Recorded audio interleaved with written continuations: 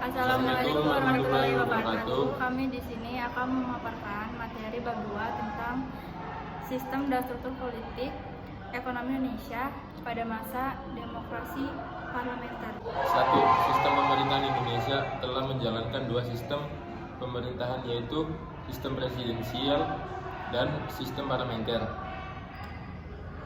Salah satu ciri yang nampak dalam masa ini sering terjadi pergantian kabinet.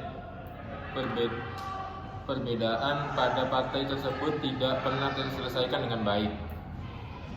Dari tahun 1950 sampai 1959 terjadi pergantian kabinet, mulai dari kabinet Natsir pada tahun 1950 sampai 1951, kabinet Sukiman pada tahun 1951 sampai 1952, kabinet Wilopo 1952 sampai 1953, kabinet Sastroamidjojo 1 1953 sampai 1955, kabinet Burhanuddin Harahap 1955 sampai 1956, kabinet Ali II 1956 sampai 1957, dan kabinet Juanda 1957 sampai 1959. Kabinet Juanda memiliki 5 program, yaitu membentuk Dewan Nasional, normalisasi keadaan RI, melanjutkan pembatalan KMB, memperjuangkan Irian Barat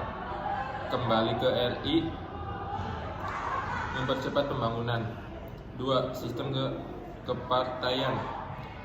Tujuan dibentuknya partai politik adalah untuk memperoleh dan merebut dan mempertahankan kekuasaan secara konstitusional.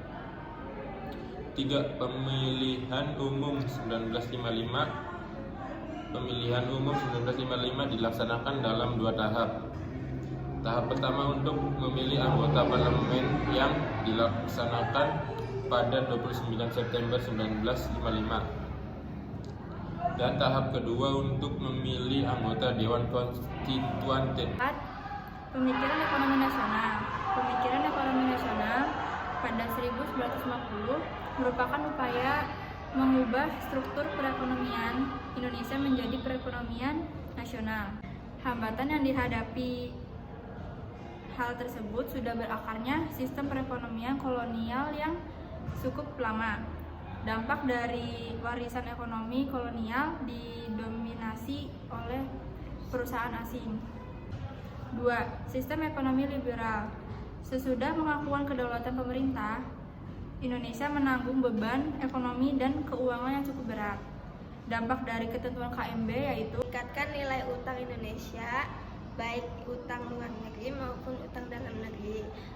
Pada masa pemerintah kabinet Burhanuddin Harahap, Indonesia mengirim delegasi ke Belanda dengan misi pengundian masalah kolonial ekonomi rencana persetujuan Vinek yang diajukan Indonesia terhadap pemerintahan Belanda, yaitu 1. Pembatalan persetujuan Vinek yang hasil KMB. 2. Hubungan Vinek Indonesia-Belanda didasarkan atas hubungan bilateral. 3. Hubungan Vinek didasarkan atas undang-undang nasional, tidak boleh diikat dengan perjanjian lain. Sekian dari kami, kurang lebihnya mohon maaf. Wassalamualaikum warahmatullahi wabarakatuh.